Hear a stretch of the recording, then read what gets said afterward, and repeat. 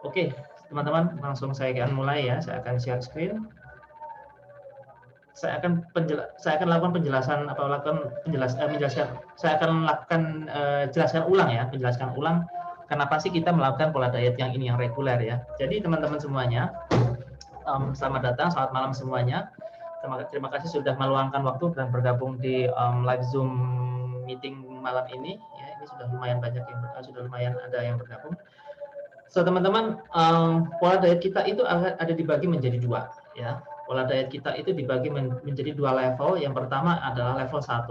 Level 1 ini adalah yang reguler, terus kemudian level 2 itu level 1 itu adalah reguler dan intermittent fasting, teman-teman ya.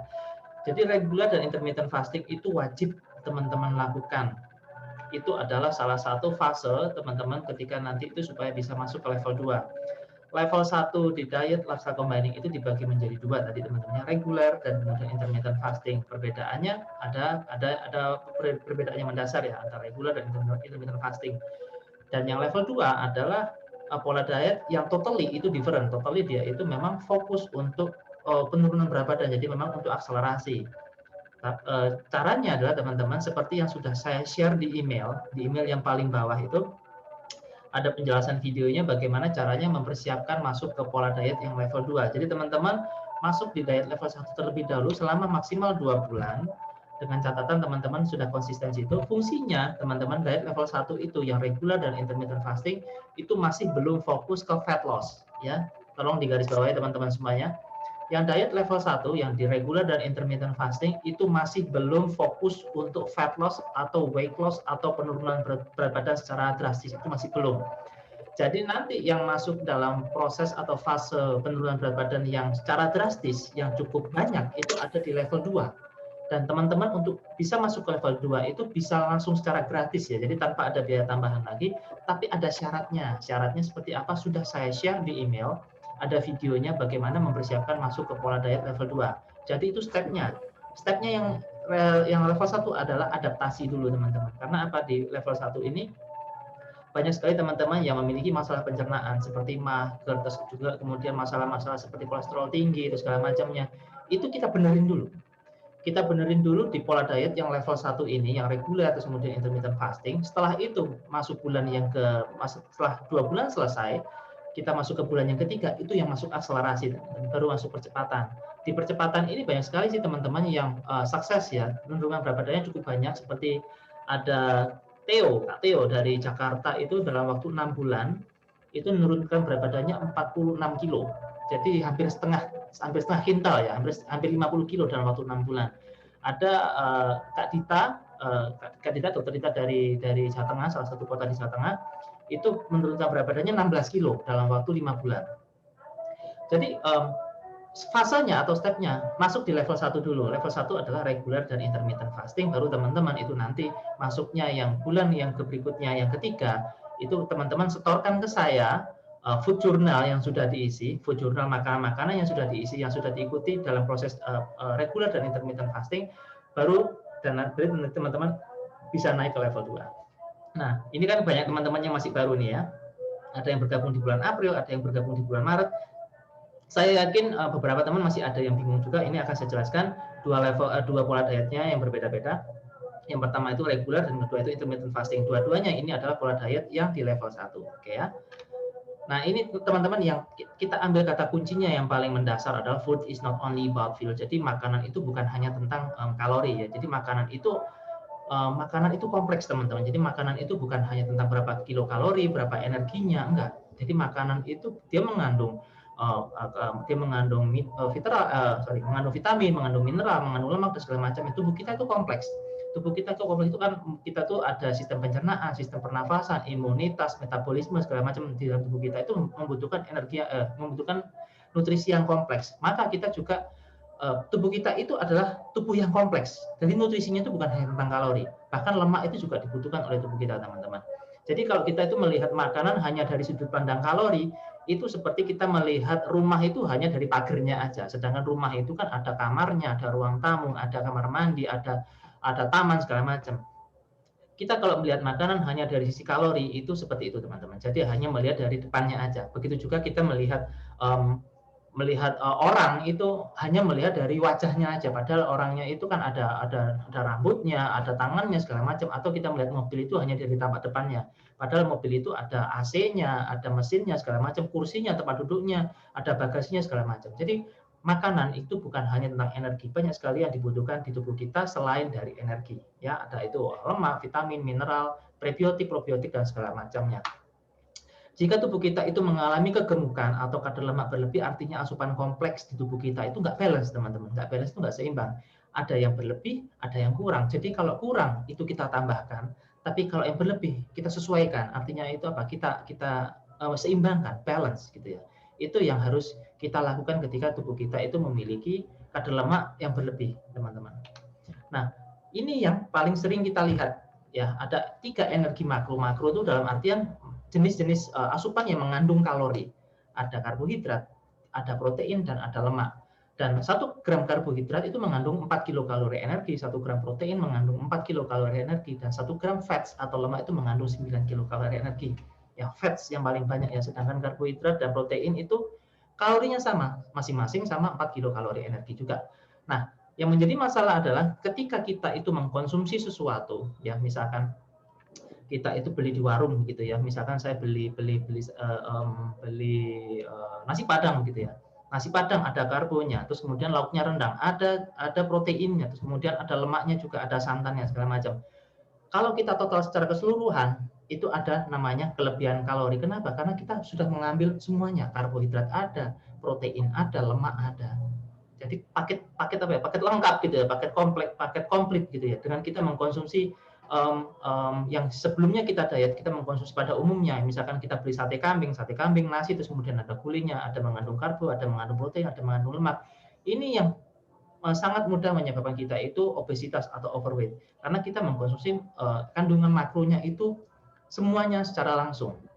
Nah, dengan metode diet kita itu kan tidak melakukan perhitungan makanan, tidak melakukan nimbang-nimbang sih berapa gram, tidak menghitung berapa scoop, berapa sendok yang untuk makanan-makanan lainnya, lauk-lauknya tidak kita hitung.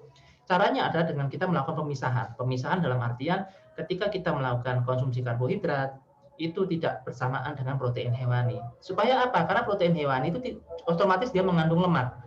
Protein hewani kebanyakan, apalagi yang merah, daging merah, telur, dan segala macam, itu otomatis dia mengandung lemak. Makanya kalau kita itu makan ada dagingnya, terus kemudian ada nasinya, itu sudah komplit karbohidrat, protein, dan juga lemak. Itu sangat berisiko meningkatkan meningkatkan berat badan kita, teman-teman. Karena apa? Karena dia over kalori. Yang sangat bagus supaya kita itu tidak repot menghitung-hitung berapa kalorinya, itu kita lakukan pemisahan. Ada 2 variabel utama, teman-teman, yang bisa kita gunakan untuk menyeimbangkan berat badan kita itu adalah yang pertama waktu asupannya. Kapan sih kita mengkonsumsi ini, kapan kita mengkonsumsi itu berbeda-beda. Terus kemudian yang kedua itu mengatur kombinasi makannya. Jadi kapan sih apa yang kita konsumsi ketika sahur, apa yang kita konsumsi ketika sarapan, apa yang kita konsumsi ketika makan siang, waktu sahur, waktu berbuka, itu berbeda-beda. Makanya meal plan yang saya siapkan juga berbeda-beda, teman-teman ya. Nah, ketika kondisi reguler itu artinya kita masih sarapan. Jadi sarapan terus kemudian makan siang, makan malam. Dalam cycle-nya itu secara keseluruhan itu sudah lengkap, teman-teman. Dari pagi, siang, sore kalau kita lihat itu semuanya itu sudah lengkap.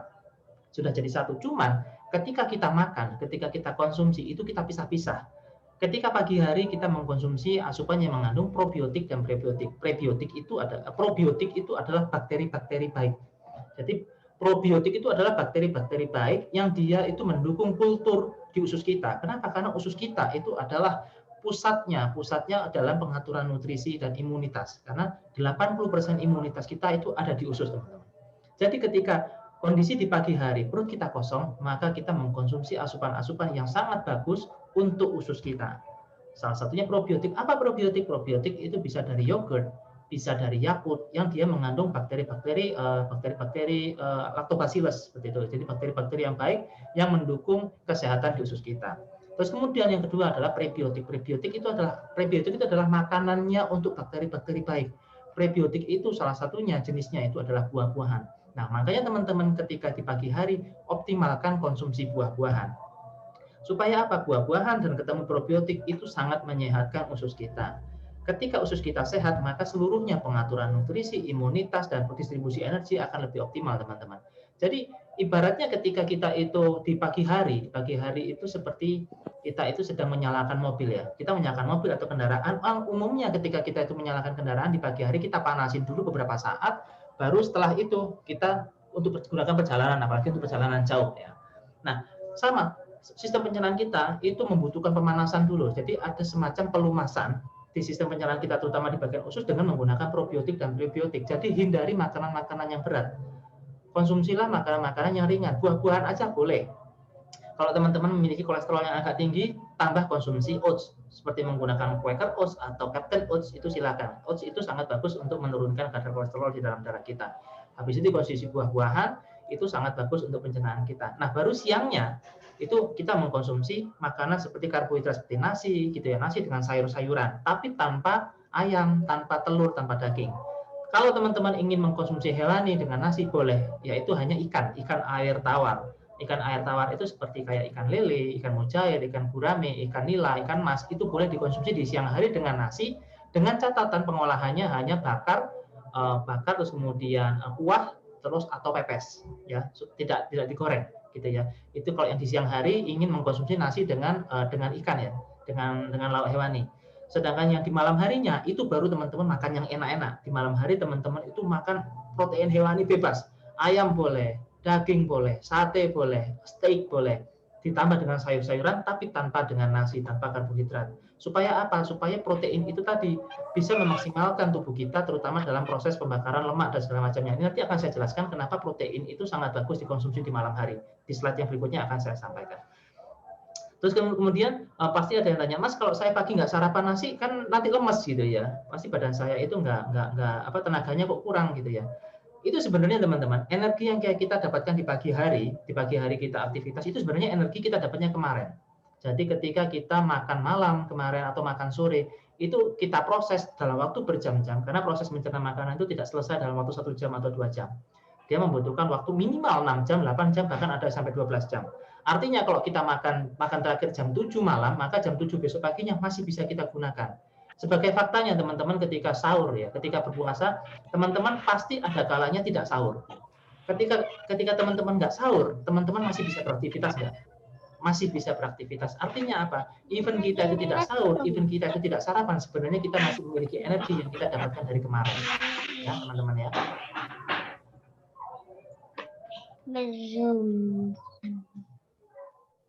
Jadi intinya adalah apa yang kita konsumsi di pagi hari itu bukan sebagai sumber energi yang kita pakai di pagi hari. Jadi apa yang kita gunakan di pagi hari itu sebenarnya kita dapatkan kemarin. Karena proses mencerna makanan itu membutuhkan waktu berjam-jam, bahkan ada yang sampai 12 jam. Makanya nanti akan saya bahas kenapa kita mengkonsumsi di malam hari itu kita optimalkan mengkonsumsi makanan yang tinggi protein. Akan saya jelaskan yang berikutnya. Oh ya, terus kemudian buah-buahan sangat saya anjurkan untuk dikonsumsi di pagi hari aja, jangan mengkonsumsi di malam hari. Kenapa? Karena buah-buahan itu adalah termasuk kategori prebiotik. Buah-buahan itu masuk kategori prebiotik. Ketika dia dalam proses dicerna, dia itu berisiko menyebabkan terjadinya gas di pencernaan kita. Kalau itu gasnya di pagi hari, di siang hari nggak apa-apa, karena posisi kita duduk begini ya, kita buang angin nggak masalah. Tetapi kalau di malam hari kita mengkonsumsi buah-buahan, terus kemudian kita tidur, kita menciptakan gas di perut kita karena kita mengkonsumsi buah-buahan, gas itu nanti akan terjebak di pencernaan kita dan akan mengganggu pencernaan kita, terutama mengganggu tidur kita. Jadi tidur kita itu nanti jadinya nggak lelap. Besok paginya perut kita juga akan cenderung lebih perih. Ya. Jadi buah-buahan sebaiknya dikonsumsi di pagi hari saja. Di pagi hari dioptimalkan di pagi hari dengan probiotik. Ya, jadi terus kemudian siangnya mengkonsumsi nasi, silahkan. Terus kemudian malamnya perbanyak konsumsi protein hewani, tapi tanpa nasi, ya, tapi tanpa karbo. Nah ini kombinasinya teman-temannya. Kombinasinya kalau di pagi hari itu ada bisa menggunakan oats, bisa menggunakan yogurt gitu. Yogurtnya bebas, menggunakan yang rasa-rasa nggak apa-apa. Ada gulanya nggak apa-apa, tapi usahakan gulanya yang paling sedikit. Jadi teman-teman kalau lihat kemasan gulanya, kemasan yogurtnya di paling belakang ada di botolnya itu, coba lihat gulanya yang paling sedikit. Syukur-syukur tidak ada gulanya. Ya, tapi kalau blenger ya, apa blenger itu? Bosen. Kalau bosen gitu, boleh pakai yang ada rasa-rasanya, tapi usahakan dengan kadar gulanya yang paling sedikit. Di Indomaret, di Alfamart ada yang yogurt cair itu silakan. Tapi kalau yang pengen lengkap biasanya di supermarket. Kalau yang terus kemudian yang kedua, karbohidrat seperti nasi itu boleh dikonsumsi kombinasi dengan protein nabati gitu ya, tempe, tahu, sayur-sayuran. Terus kemudian malamnya itu konsumsi protein hewani, lauk-lauk hewani, terus kemudian ditambah dengan sayur-sayuran. Jadi sayur-sayuran itu boleh dikonsumsi di siang dan di malam hari. Cuman kalau di siang hari itu tanpa protein hewani seperti daging-dagingan, daging merah gitu ya, itu nggak boleh. Lebih baik di malam hari. Kalau di malam hari daging merah, telur, ayam itu boleh, tapi tanpa nasi. Nah, kalau di malam hari ini dirasa teman-teman, wah ini saya agak berat dalam meal prep atau meal preparation, teman-teman bisa bantu dengan mengkonsumsi whey protein. Whey protein itu semacam shake gitu ya, tapi proteinnya sangat tinggi, mereknya bebas. Teman-teman bisa beli merek apa aja. Kalau bingung teman-teman bisa WA ke saya, yang tersedia di daerah teman-teman apa aja nanti akan saya berikan rekomendasi, silakan beli sendiri nggak apa-apa. Ya, intinya kalau di malam hari kita itu dirasa asupan proteinnya kurang, itu bisa ditambah dengan mengkonsumsi asupan whey protein. Nah, ini polanya teman-teman ada 4. Yang pertama itu breakfast, terus kemudian yang kedua itu lunch, yang ketiga itu snack time, dan kemudian yang keempat dinner.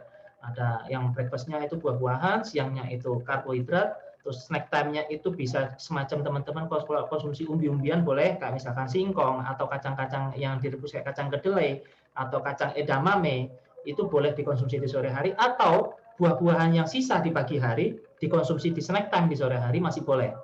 Asalkan jangan ditarik di malam hari ya, jangan dari malam. Jadi maksimal hanya di sore hari untuk buah-buahan. Jadi misalkan pagi hari teman-teman ada beli pisang begitu ya, pisang boleh silakan. Kalau sore hari kok masih ada sisa pisang mas, kalau kelamaan nanti busuk nggak apa-apa, dikonsumsi di sore hari juga bisa gitu ya. Atau teman-teman di pagi harinya beli pepaya gitu, pepayanya masih ada, dikonsumsi di sore hari juga nggak apa-apa.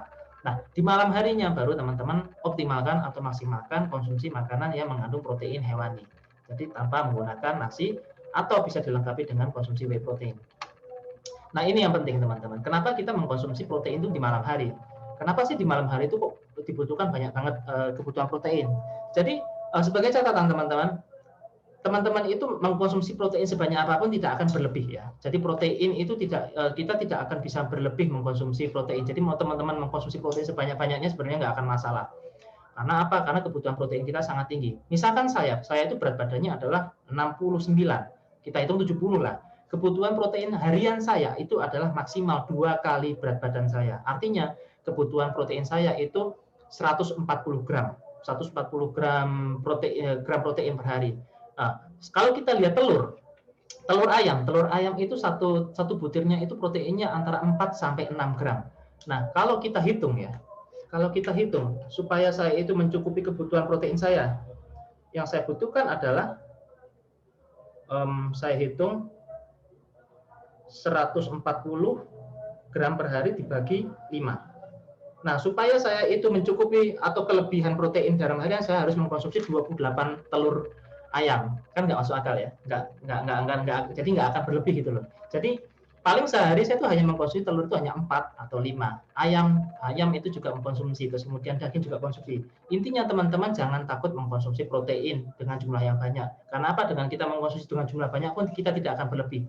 Apalagi teman-teman yang memiliki berat badannya yang di atas normal, misalkan berat badannya 80, 70, itu mengkonsumsi berapa aja protein nggak masalah. Jadi kata kuncinya adalah yang pertama, sumber protein itu adalah sumber energi alternatif pengganti karbo. Karena apa? Seperti yang saya jelaskan di pertama tadi, bahwa 1 gram protein itu mengandung 4 kilokalori energi. Sama seperti karbo. Jadi even kita nggak makan karbo sama sekali sehari pun, kita hanya mengkonsumsi protein gitu, kita masih bisa beraktivitas teman-teman. Karena apa? Sama-sama memiliki energi. Ingat teman-temannya, karbo itu bukan hanya dari nasi, sayuran dan buah-buahan itu juga mengandung karbo. Jadi kalau teman-teman nggak makan nasi, tapi teman-teman mengkonsumsi buah-buahan dan sayuran, itu tetap mengkonsumsi karbo, itu nggak masalah. Atau teman-teman tidak mengkonsumsi karbo sama sekali dalam waktu hari tertentu, misalkan cari sayur susah, cari buah susah, cari nasi misalkan susah ya, kepepet misalkan. Terus kemudian teman-teman hanya mengkonsumsi telur, terus kemudian mengkonsumsi ikan, nggak masalah. Karena apa? Sama-sama mengandung kalori. Jadi intinya kita mengkonsumsi protein pun itu seperti juga kita mengkonsumsi karbohidrat. Tetapi yang kedua, teman-teman, yang kedua, protein itu mengontrol hormon grelin atau hormon lapar sehingga memiliki rasa kenyang lebih lama. Artinya begini, sebentar. Artinya begini, ada dua hormon di pencernaan kita teman-teman. Waktu ketika melakukan diet itu ada 2 hormon. Ini hormon lapar, ini hormon kenyang. Ini yang kiri hormon lapar, ini hormon kenyang. ketika kita mengkonsumsi makanan yang tinggi karbohidrat atau tinggi gula di malam hari, ya, apalagi seperti kita sahur ya, sahur atau di malam hari, itu yang terjadi adalah hormon lapar kita akan lebih tinggi daripada hormon kenyang.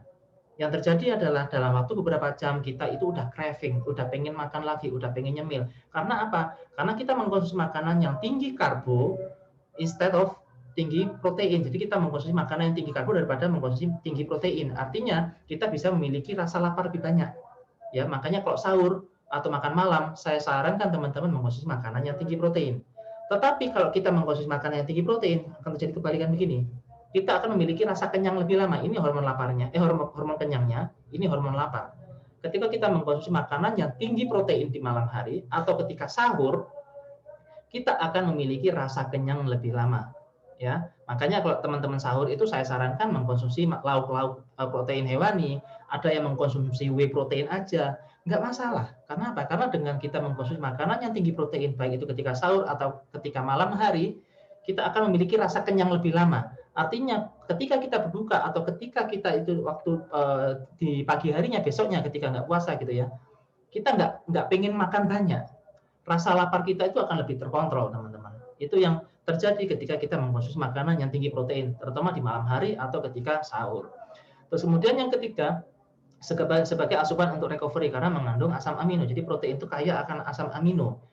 Ketika kita itu capek-capek beraktivitas seharian gitu ya, beraktivitas olahraga, bekerja, ada yang sampai kerjanya sampai malam hari, itu sangat dibutuhkan konsumsi asupan protein dalam jumlah yang tinggi. Supaya apa? Menghilangkan atau mengurangi rasa pegel-pegelnya atau rasa capeknya dengan asupan asam amino atau amino acid yang ada di proteinnya. Jadi protein itu sangat membantu kita untuk recovery di malam hari supaya tidur kita menjadi lebih lelap. Sehingga recovery lebih nyaman, lebih enak, besoknya paginya kita bangunnya lebih fresh. Ya, itu yang untuk poin ketiga. Sedangkan yang poin yang keempat yang tidak kalah penting adalah mempercepat proses pembakaran lemak atau fat loss-nya. Karena dia mendistribusikan lemak ke mitokondria sebagai energi yang siap pakai di besok harinya. Itu adalah kenapa kita mengkonsumsi protein dioptimalkan di malam hari atau saat sahur. Sedangkan yang berikutnya, apakah lemak berbahaya untuk tubuh? Lemak itu sangat dibutuhkan oleh tubuh kita. Jadi kita tetap boleh mengkonsumsi lemak, teman-teman, karena lemak itu dibutuhkan oleh tubuh untuk penyimpanan vitamin yang salut dalam lemak, yaitu vitamin A, D, E, K atau vitamin ADEK. Karena vitamin ini masuk dalam kategori fat soluble vitamin. Sedangkan vitamin yang salut dalam air itu adalah vitamin B dan C atau water soluble vitamin. Nah, kalau kita lihat biasanya teman-teman gini, wah ini enak ya, kita lihat ada orang yang modelnya badannya kurus gitu ya, lean, kadar lemaknya di bawah 10%, itu pasti sehat gitu. Katanya teman-teman banyak yang bilang gitu. Faktanya teman-teman, orang yang memiliki kadar lemak di bawah 10% itu justru rentan mengalami hormon disruption. Orang yang terlalu kurus itu juga nggak sehat. Ya, orang yang terlalu kurus itu karena lemaknya dia minim, ada namanya hormon disruption, sehingga dia itu lebih mudah ada gangguan hormon seperti rambut rontok, terus kemudian ada gangguan siklus menstruasi dan segala macamnya. Jadi kita sebagai manusia itu tidak boleh memiliki kadar lemak terlalu rendah di bawah 10% atau terlalu tinggi. Kalau untuk wanita itu di bawah 35%. Ya, syukur-syukur 30% ke bawah itu bagus. Jadi untuk wanita terutama jangan sampai kita memiliki kadar lemak terlalu kurang atau terlalu tinggi. Ya, intinya kita harus ambil tengah-tengah. Lemak tetap dibutuhkan untuk tubuh kita, terutama untuk wanita, untuk regenerasi sel dan untuk regenerasi sel, metabolik dan juga produksi hormon. Ya, hormon itu dibantu oleh lemak. Konsumsi lemak itu tidak akan menambah lemak di tubuh kita, teman-teman. Justru gula yang sama sekali tidak memberikan manfaat. Jadi kalau teman-teman ingin fat loss, penurunan berat badan, maka sebaiknya gula yang menjadi pantangannya. Lemak itu masih boleh dikonsumsi. Lemak di kuning telur masih boleh dikonsumsi. Lemak yang ada di daging masih boleh dikonsumsi. Katakanlah teman-teman di malam hari, Mas saya nggak ada lauk, adanya ayam goreng, silahkan dikonsumsi, nggak apa-apa. Ayam yang digoreng dia mengandung protein dan mengandung lemak, silahkan dikonsumsi, nggak apa-apa, selama tidak dikonsumsi bersamaan dengan nasi. Kalau dikonsumsi bersamaan dengan nasi, nanti kalorinya kebanyakan gitu ya. Saya adanya lauknya tempe goreng dan ayam goreng, dikonsumsi silahkan di malam hari, nggak apa-apa. Ya, jadi makanan yang digoreng masih diperbolehkan di diet ini. Yang sebaiknya dihindari adalah mengkonsumsi makanan protein yang digoreng ditambah dengan nasi, yaitu yang menjadi masalah seperti kita makan lalapan gitu ya, lalapan Lamongan. ada bebek digoreng terus kemudian sama nasi, wah bebeknya ada proteinnya, digoreng itu mengandung lemak ditambah nasi, wah ini terlalu besar untuk kalorinya. Lebih baik kalau kita makan bebek aja, nggak apa-apa, bebek aja sama tempe digoreng nggak apa-apa, tapi nggak usah pakai nasi.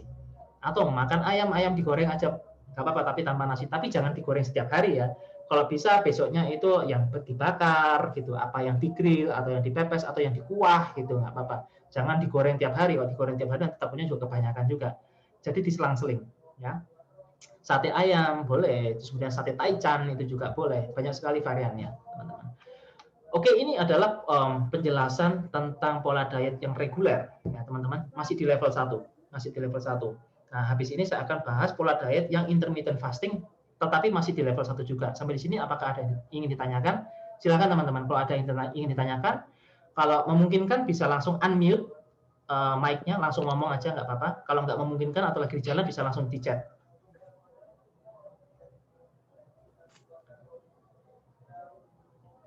Sebelum saya lanjutkan ke penjelasannya berikutnya. Apakah ini ditanyakan teman-teman? Oh, ini ada yang chat ada yang chat Kak Ita dari Denpasar. Kalau di sela-sela workout itu kita selipin jalan kaki atau zumba boleh? Boleh, silakan. Mau di sela-sela pakai jalan kaki atau zumba boleh silakan. Sering cheat-nya kalau malam dan jam tidurnya juga kurang. Cheat-nya ya ini ya. Kalau cheat itu motivasi ya sebenarnya. Nanti di materi paling akhir saya akan jelaskan tentang motivasi ya. Motivasi dan goal dan tujuan ya. Nanti akan saya bahas sedikit. Jamur termasuk sayur atau protein nabati? Jamur iya, jamur itu termasuk dalam kategori sayur, tapi dia mengandung protein nabati, nggak apa-apa dikonsumsi. Kak Mas, kalau gula darah rendah bagaimana untuk sarapan? Apakah ada bawaan diabetes, Kak? Kalau ada bawaan diabetes, kalau terlalu rendah itu takutnya ada hipoglikemia. Tapi kalau nggak ada bawaan diabetes, maksudnya gula darahnya cenderung normal, tapi cenderung rendah, nggak masalah sih sebenarnya. Nggak masalah. Kalau misalkan ada bawaan, misalkan pradiabetes yang sebelumnya gulanya rata-rata 200 ke atas, terus kemudian ketika di pagi hari itu terlalu rendah, itu sebaiknya dikonsumsi ada tambahan buah-buahannya yang agak manis, yang glycemic index-nya agak tinggi supaya lebih naik sedikit gitu ya.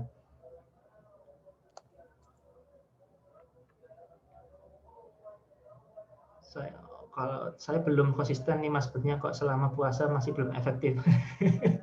Kak Nano. Iya. Ya. Kayaknya masalahnya nih gara-gara puasa ini. banyak apa ya? Ada yang curhat ke saya, Mas, saya ini kerjanya bikin kue, bikin roti, saya bikin masa nggak ikut makan gitu. Repot juga ya. Ya. Ya sebisa mungkin kalau puasa mengikuti meal plan, mendekati meal plan yang di saya share ya. Atau minimal teman-teman itu nggak sampai berat badannya naik ya. Minimal tetap atau turunnya sedikit nggak apa-apa kalau puasa itu. Nanti habis lebaran kita kejar ya. Kalau lebaran saya nanti suruh diet lagi, nanti saya dimarahi orang banyak ya. Jadi nanti lebaran udah silakan sehari 2 hari dinikmati gitu ya, makanan-makanan dari keluarga, masak-masak gitu. Dinikmati. Nah, kalau nanti habis lebaran baru teman-teman bisa fokus. Halo Kak Rica, wah workout lagi nih. Halo Mas. Halo, rajin ya? Naik nih berat badan kayaknya. Enggak naik, tapi lemaknya tebel. Kemarin kan ke Palembang 3 hari, jadi makan bakmi saya Mas. Saya orang nggak ikut puasa kok mau turun berat badannya. Orang nggak ikut puasa kok. Stabil aja. Stabil aja tapi ya udah nggak apa-apa lah, yang penting tetap workoutnya itu. Nanti habis lebaran dikejar lagi ya. Enggak, ini mulai lagi saya kok Mas. Mulai lagi ya? Mulai lagi nih. Kan udah pulang ke Lahat lagi saya. Oh, udah pulang lagi. Kemarin di Palembang berapa hari? 3 hari cuman Mas, padahal nyetir loh saya, kan 5 jam. Perginya sama teman, pulangnya sendiri, saya nyetir sendiri. Tapi saya menikmati makanan yang selama diet saya nggak makan gitu kan, saya kepengen gitu kan. Ada saatnya kadang-kadang saya strict sama badan, ada saatnya juga manjain gitu. Karena kemarin memang pergi berobat, terus kalian saya refreshing, saya tutup toko, Mas. Jadi kan kasih reward sama badan sendiri, betul, sama betul, otak betul. juga. Nah, itu yang menjadi salah satu mindset yang betul, Kak Rica. Jadi kita itu melakukan cheating day itu bukan karena apa namanya, bukan karena nggak sengaja. Jadi mindsetnya itu betul, Kak Rica. Jadi kita melakukan cheating day itu karena kita memberikan reward ke tubuh kita karena kita sudah melakukan diet. Ya, kita udah seminggu, 2 minggu diet secara bersih, kita lakukan cheating day. Cheating day itu apa? Cheating day itu reward. Reward bahwa saya berhasil menjaga makanan saya sehat, menjaga makanan-makanan saya bagus. Dalam waktu 1 minggu, lakukan 1 hari atau 10 hari sekali atau seminggu sekali cheating day. Karena untuk menyenangkan kita, memberikan reward. Jadi jangan sampai kebalik, karena kebanyakan begini, teman-teman makan cheating day berhari-hari, habis itu workout-nya digunakan untuk menghukum. Nah, itu kebalik. Jadi jangan sampai diet dan workout-nya itu digunakan untuk menghukum. Tapi yang harus dijadikan ada kebalikannya. Kita melakukan diet dulu selama konsisten ya seminggu gitu ya. Baru kita ambil 1 hari untuk memberikan reward ke kita. Saya telah berhasil, saya telah melakukan pola diet yang sudah saya inginkan. Saya kasih reward, itu yang harus dilakukan. Jadi bukan jadikan workout atau jangan jadikan diet itu sebagai hukuman. Tetapi justru dibalik. Cheating day, jadikan cheating day itu sebagai reward untuk apa yang sudah kita lakukan selama ini dengan pola hidup yang sehat. Oke, saya lanjutkan dulu ya. Yang sekarang saya akan bahas tentang yang pola diet yang selanjutnya, yang intermittent fasting. Ini masih di level 1 juga. Jadi teman-teman di level 1 itu ada 2 pola diet, yang reguler tadi yang masih menggunakan sarapan, terus kemudian yang ada yang intermittent fasting. Kapan melakukan intermittent fasting? Boleh 2 minggu atau 3 minggu setelah teman-teman memulai pola diet yang reguler. Setelah itu baru mulai yang intermittent fasting. Jadi totalnya di level 1 teman-teman harus minimal 2 bulan.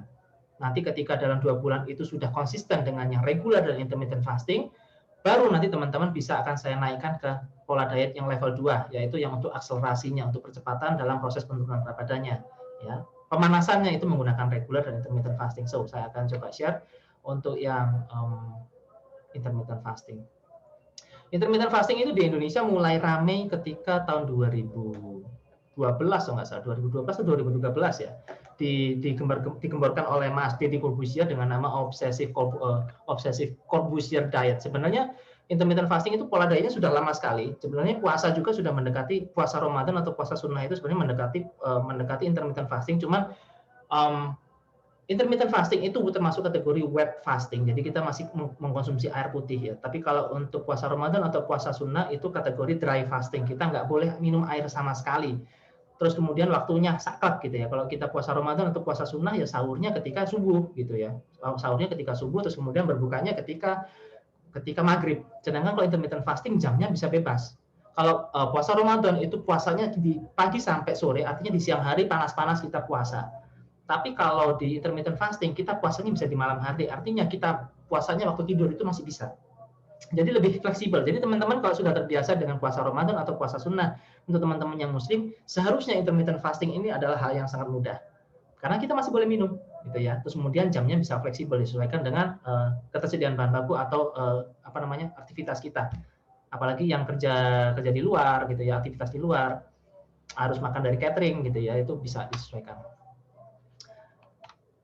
Intermittent fasting itu adalah sebuah pola diet calorie cycling. Artinya begini, ada penjadwalan jam, jadi jendela makan, terus kemudian ada jendela puasa. Saat berpuasa itu kita hanya mengkonsumsi air putih saja atau teh tawar. So far hanya 2 asupan itu yang tidak memiliki kalori sama sekali.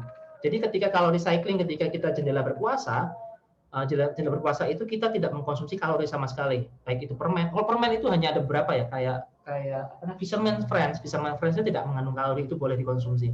Jadi kalau kayak permen-permen yang lainnya atau minuman yang lainnya tentu dia mengandung kalori, kayak juniper itu juga mengandung kalori. Jeruk nipis itu mengandung kalori, itu sebaiknya tidak dikonsumsi ketika kita berpuasa.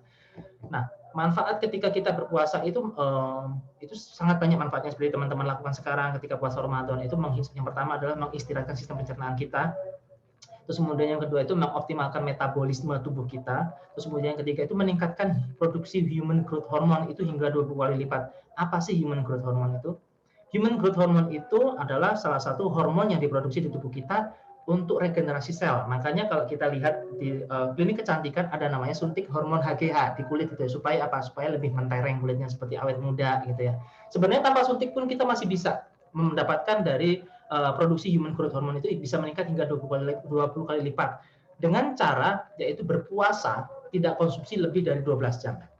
Nah, apakah teman-teman ketika puasa Ramadan ini bisa meningkatkan HGH-nya? Sangat bisa, karena teman-teman puasanya itu kan 13,5 jam. 13,5 jam kan kalau yang di Indonesia. Yang kalau yang di Eropa bagian utara atau Eropa bagian barat itu puasanya sampai 20 jam. Kalau di Indonesia masih enak, puasanya 13,5 jam. Nah, pada jam yang ke-13, yaitu sekitar pukul setengah 5 sampai jam 5, teman-teman itu lagi tinggi-tingginya tuh. Human growth hormonnya teman-teman itu lagi tinggi-tingginya. Nah, di sini teman-teman bisa dimanfaatkan untuk membakar lemak. That's why saya menginformasikan teman-teman, ketika teman-teman ingin fokus menurunkan berat badan, lakukan workout itu ketika mendekati berbuka puasa.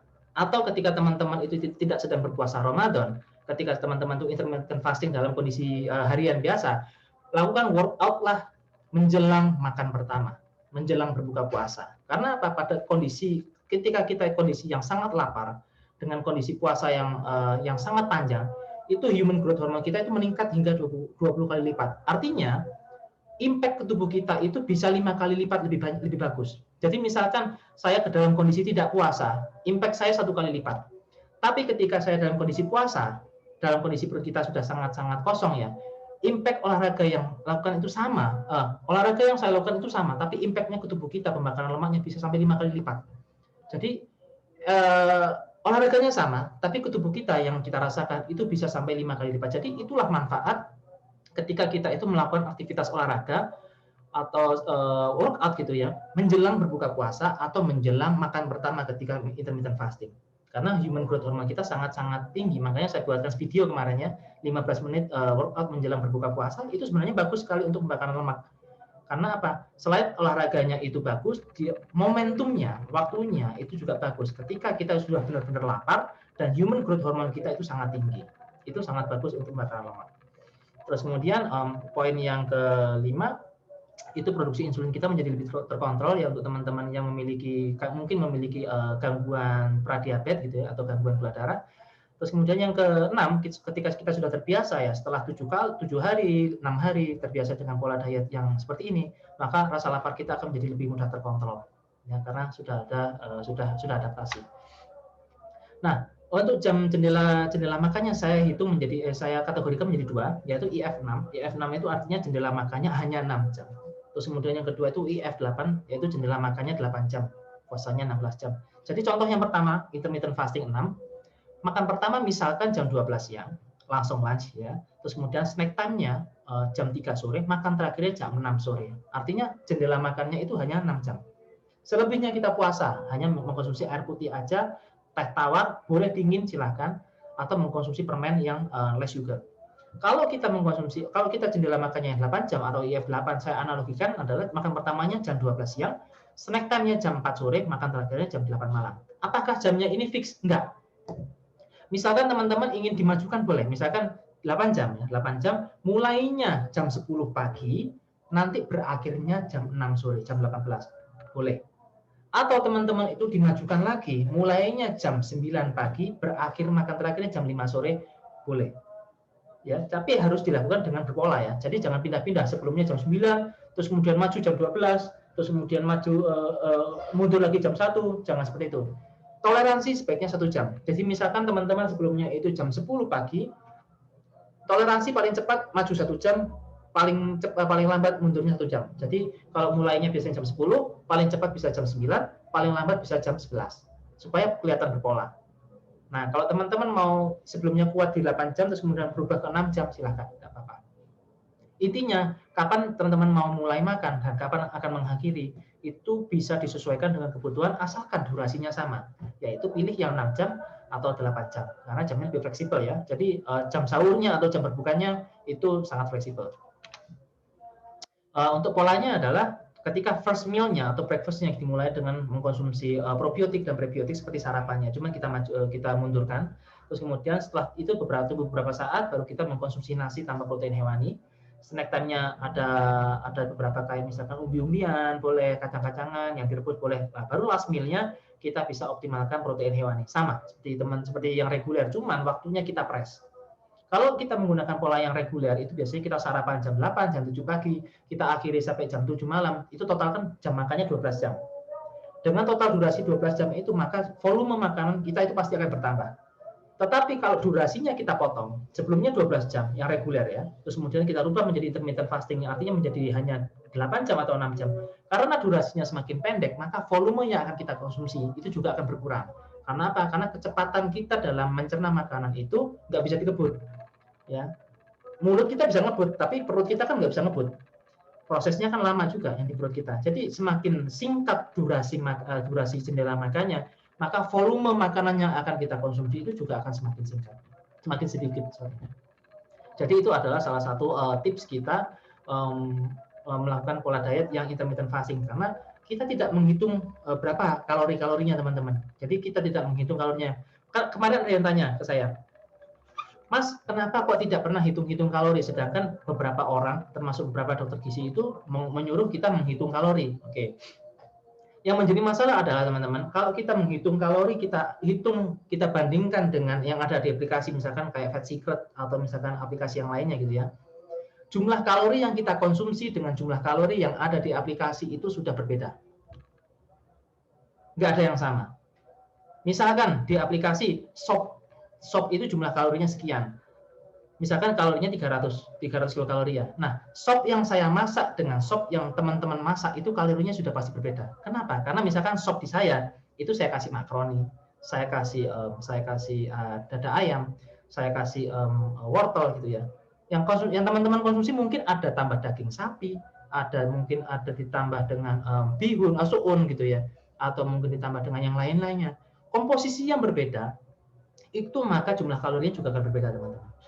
Apalagi bahan bakunya berbeda, terus kemudian penyimpanannya berbeda, sumbernya juga berbeda, itu sudah sangat berbeda.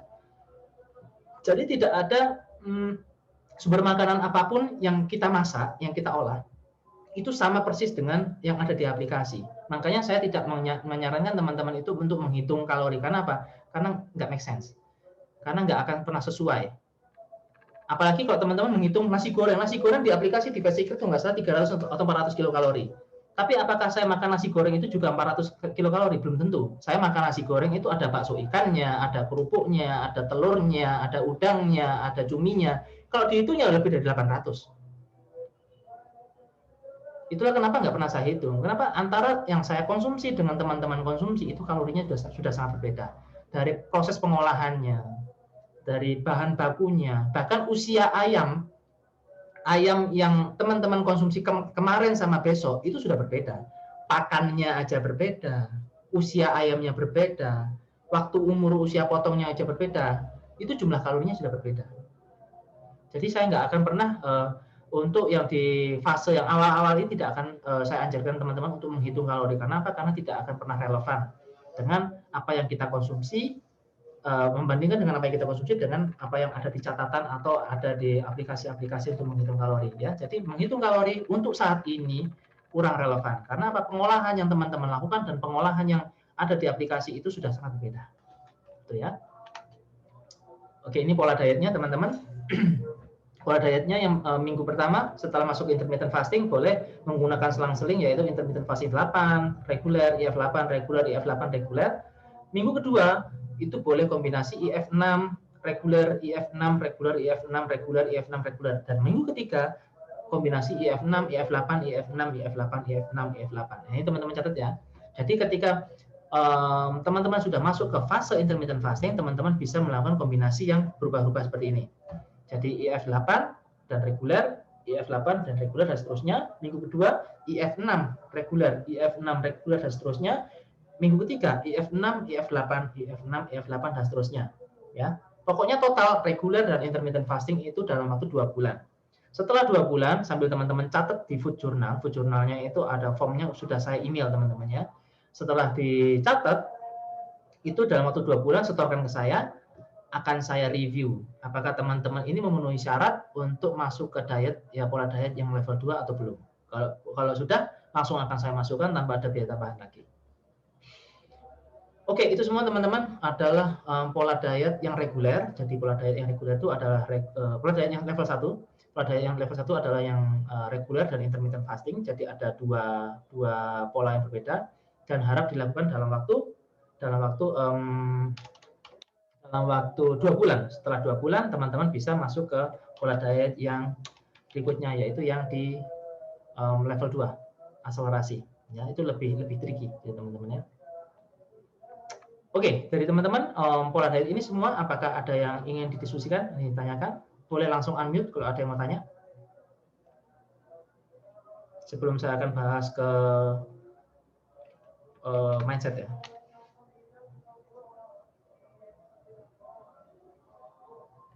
Apakah ada yang belum jelas? Ada yang ingin tanyakan? Silakan. Oh, silakan Kak Tika. Oh, ini ada Kak Mas Dani. Berat badan saya belum turun, tapi tekanan darah sudah stabil dan kolesterol sudah mulai turun.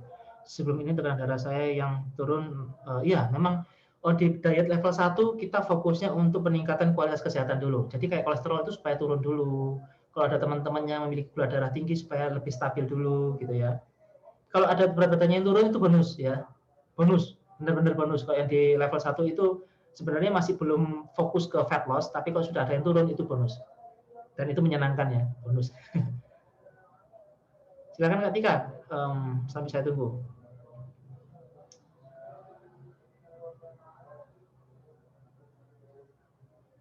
Oh, ada Kak Dita ya? Ada Kak Dita, ada Kak Susan. Halo Kak Susan.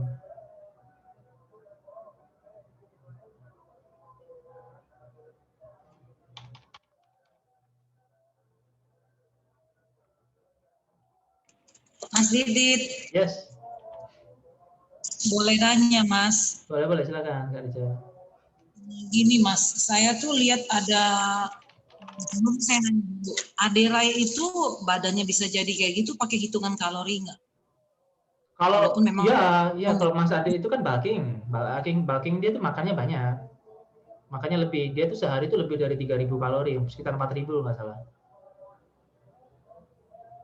Terus Tapi saya suka lihat suplemennya banyak banget tuh itu. Suplemennya itu kalau nggak salah ada 4 atau 5 jenis itu. Ya. Suplemennya banyak banget. Kalau ini Mas, kalau ini Mas, kan saya suka lihat tuh di IG ada influencer ya, kayak di Angie Tansi itu, dia makan hari ini 2.300 kalori dia bilang. Berarti setiap orang yang pengen lean gitu badannya harus perhitungan kalori juga gitu Mas? Apa enggak gitu loh? Ada yang saya pakai pengen lean muscle-nya gitu. Ada yang menghitung-hitung enggak, tapi kalau emang hitung-hitung itu dia enggak ada yang digoreng sama sekali. Karena kalau digoreng itu jumlah kalorinya akan berbeda drastis ya. Jadi kayak pengolahannya itu kayak dikukus gitu ya. Kayak misalkan makan ayam itu ayam rasa sendal jepit kalau bilang teman-teman nge-gym itu bilangnya ayam rasa sendal jepit karena apa? Ayam dikukus gitu, nggak pakai garam, nggak pakai apa-apa gitu. Saya sendiri makan nggak doyan itu. Silakan kalau mau makan, saya nggak doyan. Saya marinasi, Mas, tetap kasih saus tiram gitu. Saus tiram itu kalau teman-teman yang lean nggak boleh, karena saus tiram itu kan mengandung garam. Jadi gini, kalau orang-orang yang lean itu kelihatan lean, mereka tuh stop garam. Kenapa stop garam? Dengan konsumsi stop garam, kadar air di tubuh mereka itu akan sangat minim. Jadi nggak kelihatan basah. Jadi seolah-olah ototnya itu keluar semua. Tapi kalau kita itu masih mengkonsumsi garam, tubuh kita tuh lebih basah, tapi itu bukan fats, bukan lemak, hanya kadar airnya lebih bagus. Apakah dengan kita stop garam itu bagus? Enggak. Kita itu masih membutuhkan kadar garam. Salah satu contohnya, ketika kita itu ada yang muntaber, sampai opname di rumah sakit gitu kan, muntah-muntah, diare, apa yang diinfuskan ke tubuh kita? NaCl, natrium klorida atau air garam. Fungsinya apa? Supaya mengikat cairan di tubuh kita, supaya nantinya kita itu tidak mengalami dehidrasi. Jadi teman-teman yang memiliki kadar lemak yang minim, yang kelihatan lean itu jangan dilihat tapaknya depannya aja, tapi di belakangnya mereka itu prosesnya banyak, suplementasinya banyak, mereka juga konsumsi hormon booster juga. Salah satu yang paling gampang itu mereka konsumsi itu yang paling alami itu ada namanya tribulus itu hormon booster untuk testosteron. Itu lazim dikonsumsi. Tapi apa teman-teman tahu? Belum tentu, gitu kan? Teman-teman di bodybuilding itu kompleks. Saya juga punya sertifikasi di bodybuilding spesialis. Bahkan banyak di antara mereka itu juga konsumsi drugs. Drugs itu artinya dia mengkonsumsi kayak steroid. Nah, steroid itu yang bikin mereka itu, beberapa di antara mereka itu kelihatan lean banget, sampai kelihatan kering banget badannya. Karena apa? Itu membuang cairan di tubuh mereka. Tapi akhirnya tubuh mereka itu ketika memproduksi testosteron yang secara natural itu di stop, diblokir. Jadi obatnya banyak banget. Jadi kita jangan fokus ke orang bodybuilding deh, karena bodybuilding itu agak tricky ya. Jadi banyak yang bilang saya nggak konsumsi obat sama sekali, saya nggak konsumsi steroid sama sekali, pada buktinya mereka konsumsi gitu. Jadi kita fokus ke tubuh kita sendiri aja, fit ke tubuh kita, jangan melihat. Bahkan banyak wanita yang sampai badannya keker gitu, mereka konsumsi steroid kok. Banyak yang konsumsi steroid, bahkan cowok cewek konsumsi steroid. Ada teman saya cowok itu karena dia konsumsi steroid, akhirnya estrogennya dia tinggi. Akhirnya apa? Itu apanya? Nipelnya, putingnya dia tuh manjang karena estrogennya lebih tinggi. Padahal cowok nipelnya jadi kayak cewek. Itu banyak efek samping yang nggak mereka sampaikan ke teman-teman publik ya. Jadi seolah-olah badannya bagus gini-gini, tapi padahal di dalamnya mereka itu banyak perjuangan ya, banyak konsumsi ini, konsumsi itu, bahkan olahraganya sehari sampai 2 kali juga. Kalau enggak ya Mas ya, kalau Adera itu enggak pakai steroid. Kalau Mas Adera enggak kan, dia free drug. Dia atlet free drug di apa namanya, internasional. Dia sudah punya itu juara free drug. Dia tidak mengkonsumsi drug sama sekali. Tapi teman-temannya kita nggak tahu. Ya, teman-temannya kita nggak tahu. Kalau Mas Adera, saya berani jamin dia nggak pakai, karena dia sudah dites, darahnya sudah dites segala macam, dia tidak mengkonsumsi steroid sama sekali. Tapi kalau teman-temannya kita nggak tahu ya. Oke, ini ada lagi yang tanya. Oke, Mas. Makasih, Mas. Sama-sama. Ketika buah boleh dimakan di pagi hari, tapi kalau sahur tidak boleh makan buah. Ya, kalau sahur itu kan kita kan mau puasa, Kak. Sama seperti ketika kita itu kalau di malam hari itu kan kita sahur itu sebenarnya seperti makan malam. Jadi kalau sahur makan terakhir, kalau dalam kondisi reguler itu akan makan malam. Jadi mau puasa. Kalau mau puasa itu disarankan tidak konsumsi buah. Buahnya kalau yang ketika puasa itu hanya ketika berbuka saja. Ketika berbuka puasa itu boleh konsumsi buah, tapi kalau sahur enggak. Kalau sahur perbanyak proteinnya, seperti ketika kita itu makan malam. Supaya apa? Supaya nantinya kita nggak mudah lapar. Ya, supaya kita memiliki rasa kenyang lebih lama. Karena buah itu kan juga mengandung gula, mengandung karbohidrat, mengandung fruktosa. Ya. Kak Susan, halo. Puasa ini PR tidurnya parah, jadi sore jogging ringan. Kak Susan ini kerjanya malam terus. Ya, tidurnya parah, jadi sore jogging ringan dan jalan cepat 2/3 sekali. Heart rate-nya masih bagus di zona 2-3. Oh ya, nggak apa-apa Kak. Yang penting tetap dilakuin aja lah. Kalau puasa itu memang tantangan tersendiri ya untuk kita ya, untuk teman-teman muslim ya. Yang sebelumnya olahraganya jam segini jadi jam segini, yang sebelumnya makannya jam segini jadi jam segini, itu dirubah-rubah, nggak apa-apa lah. Ketika sahur makan telur rebus dan whey protein aja cukup. Saya konsumsi whey aja, tapi beberapa hari ini saya malah nggak sahur. Saya minum air putih aja, karena whey-nya saya konsumsi di malam hari. Habis saya makannya kan hanya sekali. Jadi waktu bukanya saya konsumsi buah, habis itu saya makan nasi. Malamnya saya konsumsi whey, supaya besoknya misalkan saya nggak sahur ya nggak apa-apa gitu. Tapi kalau malamnya saya nggak konsumsi whey, saya konsumsi whey proteinnya di waktu subuh, waktu sahur. Nggak apa-apa. Saya sering nggak sahur kok. Kalau mengkonsumsi cuka apel atau cuka nanas bangun tidur sebelum makan dan sebelum tidur itu lebih baik bangun tidur. Kalau nggak puasa bangun tidur kalau cuka apel ya, atau kalau puasa itu waktu berbuka. Kalau cuka nanas saya belum tahu ya. Kalau cuka apel boleh. Kalau cuka nanas saya masih belum tahu kandungannya yang bagus untuk tubuh ya. Kalau cuka apel sangat bagus, silakan. Oke. Sekarang saya akan lanjutkan ke motivasi teman-teman ya. Saya akan share screen, ketik aja secara manual.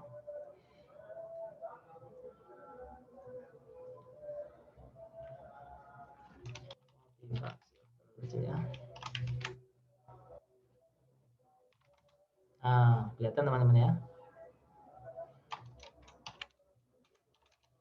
Nah, Kalau berbicara tentang motivasi itu kan banyak banget ya, Mas. Gimana sih caranya memotivasi diri kita? Gimana caranya kita tuh lebih disiplin? Gimana caranya supaya nggak cheating day-nya kebablasan gitu ya? Sebenarnya yang paling bisa mengontrol itu adalah diri kita sendiri. Even teman-teman itu membayar kayak personal trainer atau nutrisionis bahkan dokter gizi pun itu teman-teman akan kesulitan kalau teman-teman nggak bisa mengontrol. Nah ada salah satu cara yang untuk meningkatkan motivasi kita yaitu dengan menggunakan reward atau sebetulnya itu punishment. Reward ini adalah semacam penghargaan ya, dan ini adalah hukuman. Ini yang paling sering saya terapkan ke teman-teman ya. Jadi bagaimana caranya kita bisa memotivasi diri kita? Itu ada dua cara. Yang pertama menggunakan reward atau menggunakan punishment. Reward itu dalam artian begini teman-teman. Reward itu salah satu contohnya yang tadi seperti Kak Rice sampaikan bahwa reward atau penghargaan itu bisa kita lakukan seperti kita melakukan cheating day. Misalkan dalam waktu 7 hari kita disiplin diet, kita lakukan sesuai dengan meal plan. Misalkan kita punya meal plan sendiri, terserah. Teman-teman menggunakan catering sendiri, terserah. Asalkan polanya sama. Polanya seperti yang saya jelaskan tadi, bagaimana siangnya, bagaimana paginya, bagaimana di malam harinya. Minimal mendekati seperti itu. Mau makannya menggunakan catering, silahkan. Nah, ketika teman-teman dalam waktu 5 hari, 6 hari, atau 7 hari sudah menggunakan pola diet yang tepat sesuai dengan ekspektasinya teman-teman, pada weekend, teman-teman bisa lakukan self-reward atau berikan penghargaan dengan apa? Dengan melakukan cheat day misalkan saya cheat day-nya saya kalau minggu ini disiplin, saya cheat day misalkan ingin mengkonsumsi spaghetti atau lasanya atau misalkan mengkonsumsi bakso gitu ya. Silahkan pilih satu hari khusus untuk teman-teman berikan reward ke tubuh teman-teman sendiri setelah teman-teman itu berhasil menjalani perjalanan yang teman-teman rencanakan ya. Itu salah satu rewardnya. Atau misalkan teman-teman dalam waktu 1 bulan, kalau saya berhasil turun 3 kilo, saya kasih diri saya beli apa gitu kan, kasih budget sendiri. Atau misalkan kalau dalam waktu sekian bulan saya berhasil turun sekian kilo, itu apa kita memberikan ke diri kita atau memberikan apa, itu adalah salah satu penghargaan. Tapi ada tipe manusia itu ada yang suka dikasih penghargaan, ada yang suka dikasih hukuman ya. Dikasih penghargaan dia nggak ngaruh, nggak ngefek sama sekali.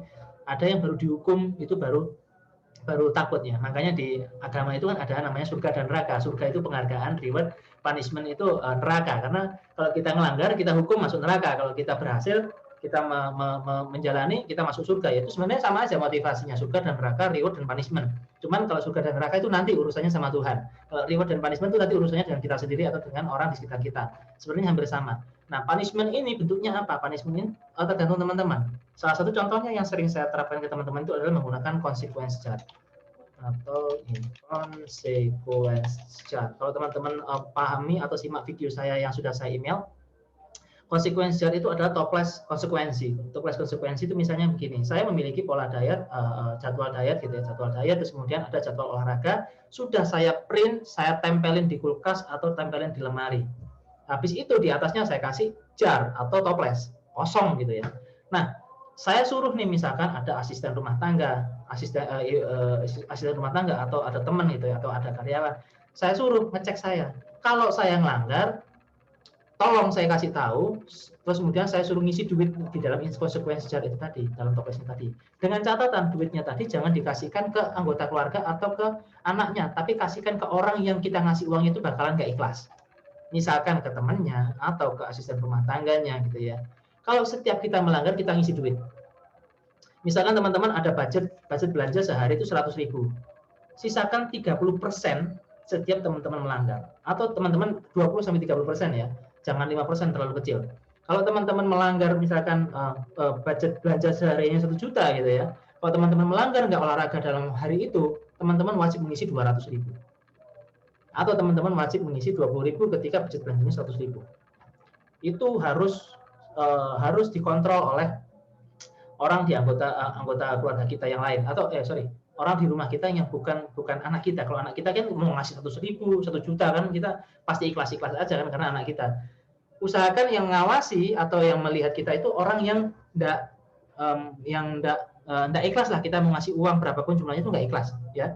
Kasih ke teman atau ke asisten rumah tangga. Asisten rumah tangga kalau dikasih PR kayak gini senang banget.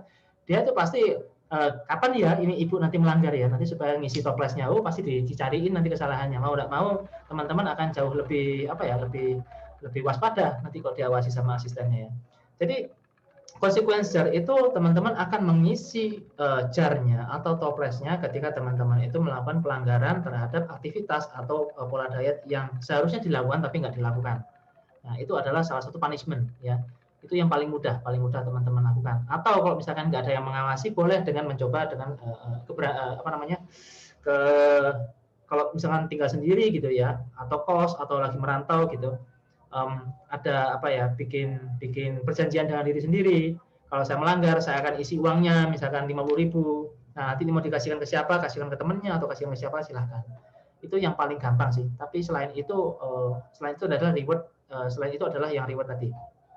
Kita bisa teman-teman pilih apakah dengan memberikan reward dengan melakukan cheat meal atau cheat day setelah teman-teman itu disiplin menjalani programnya, menjalani polanya, atau teman-teman lebih suka dihukum dengan memberikan uang ketika teman-teman melanggar. Nah, itu teman-teman bisa pilih salah satunya. Apakah lebih nyaman menggunakan reward atau lebih nyaman menggunakan punishment. Nah, itu adalah yang motivasinya teman-teman ya. Motivasi setiap orang tuh pasti beda-beda. Sama teman-teman ya, kalau dalam beribadah itu ada yang takut dengan neraka, ada yang ingin masuk surga. Nah, sama aja, reward and punishment, surga dan neraka. Dapat reward atau dapat hukuman, sebenarnya hampir sama. Cuman kalau surga dan neraka nanti kan urusannya sama Tuhan ya, bukan sekarang. Kalau yang diet ini urusannya langsung di dalam kondisi kita saat ini. Dan berikutnya adalah tentang goal atau tujuan ya. Tujuan ini sangat berpengaruh teman-teman. Tujuan ini untuk diri sendiri dan untuk orang lain.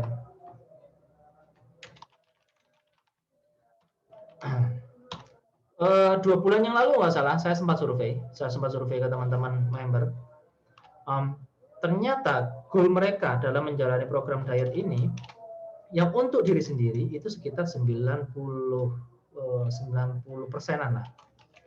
Dan 10% itu ternyata untuk orang lain. Apakah untuk orang lain itu bagus? Boleh, nggak apa-apa. Untuk orang lain, untuk diri sendiri, boleh, silahkan. Ya, untuk orang lain itu ternyata dibagi menjadi dua, yaitu untuk pasangannya dan juga untuk diperhatikan oleh lingkungan sosialnya. Entah itu karena teman-teman lingkungan sosialnya atau teman-teman tetangganya gitu ya. Itu goalnya. Goalnya itu mendapatkan self respect dari orang lain, dari tetangga. Wah, berat badan kamu berkurang ya. Wah, badan kamu sekarang bagus ya. Itu adalah goal untuk tujuan untuk dianggap atau dihargai atau dihormati oleh orang lain. Itu ternyata 10%. Dan 90%-nya itu untuk diri sendiri, untuk bagaimana dia ada kebanggaan sendiri supaya lebih sehat, itu adalah tujuannya. Nah, apakah mana yang paling bagus untuk diri sendiri atau orang lain? Dua-duanya itu bagus asalkan kita bisa tahu menjaga konsistensinya. Artinya begini teman-teman, yang agak tricky itu adalah untuk orang lain. Misalkan ya, untuk orang lain itu kadang-kadang kalau kita itu tidak mendapatkan reward atau tidak mendapatkan penghargaan dari mereka, itu kita mudah putus asa. Ya, kalau orang lain misalkan kita itu berusaha diet untuk pasangan atau diet untuk menyenangkan lingkungan sosial kita atau keluarga kita. Terkadang orang lain yang di sekitar kita itu tidak memberikan perhatian cukup pada kita. Jadi apa yang sudah kita lakukan, mereka tidak memberikan respon yang seperti apa yang kita ekspektasikan. Nah, itu bisa menghancurkan tujuan kita atau bisa menghancurkan motivasi kita. So, teman-teman kalau ingin menentukan goalnya, itu tentukan dulu sebisa mungkin dicatat dalam buku. Goal saya menjalani program ini apa? Catat. Paling mudah itu catat dalam sebuah buku jurnal gitu ya. Biasanya kan goal saya untuk dalam proses penurunan berat badan ini, tujuan saya adalah satu, sedetail mungkin. Jadi misalkan sebelumnya teman-teman memiliki gula darah misalkan di atas normal 180. Saya ingin diet ini supaya gula darah saya normal jadi 120. Atau saya mengikuti diet ini, goal saya adalah saya memiliki kadar lemak saya di bawah 30% atau berat badan saya menjadi 55 kilo. Catat di buku. Itu supaya apa? Supaya kita itu nanti bisa lebih mudah mengingat. Ya, lebih mudah mengingat apa sih tujuan saya mengikuti program ini. Kadang-kadang teman-teman, kalau kita tidak catat, terus kemudian kita terpengaruh oleh lingkungan kita, itu ada perubahan target. Sebelumnya teman-teman itu sudah memiliki target misalkan turun 10 kilo gitu ya. Tapi tidak teman-teman catat. Terus kemudian ketemu dengan orang lain yang dia itu makan apa aja, badannya segitu-gitu aja ya, makan apa aja badannya tetap lean gitu ya, makan apa aja badannya segitu-gitu aja. Terus kemudian kita merasa putus asa, waduh lah saya itu makannya segini-gini, makannya sedikit tapi berat badan saya turunnya sedikit-sedikit lah, itu teman-teman saya makannya banyak tapi badannya segitu-gitu aja, ada putus asa. Padahal kondisi fisik setiap orang itu beda-beda. Aktivitasnya kan juga beda-beda, antara aktivitas saya dengan teman-teman juga beda. Gitu. Jadi yang pertama itu kita nggak boleh selalu membandingkan diri kita dengan orang lain, itu jangan. Fokuslah ke diri kita sendiri. Caranya kita fokus bagaimana? Selalu bikin daily journal. Jurnal misalkan saya hari ini ngapain. Terus kemudian setelah ngapain apa target saya? Target saya dengan begitu kita dengan catat seperti ini, kita akan bisa melihat target kita bulan lalu apa sih? Oh, bulan lalu tanggal sekian saya punya target turun misalkan 10 kilo. Sekarang berat badan saya, oh ternyata berat badan saya sekarang turun 6 kilo. Wah, ini sudah ada progres. Kan dengan kita melihat catatan kita sendiri, terus kemudian ada progres di dalamnya, pasti ada sebuah kebanggaan dan pasti ada sebuah keyakinan yang lebih tinggi.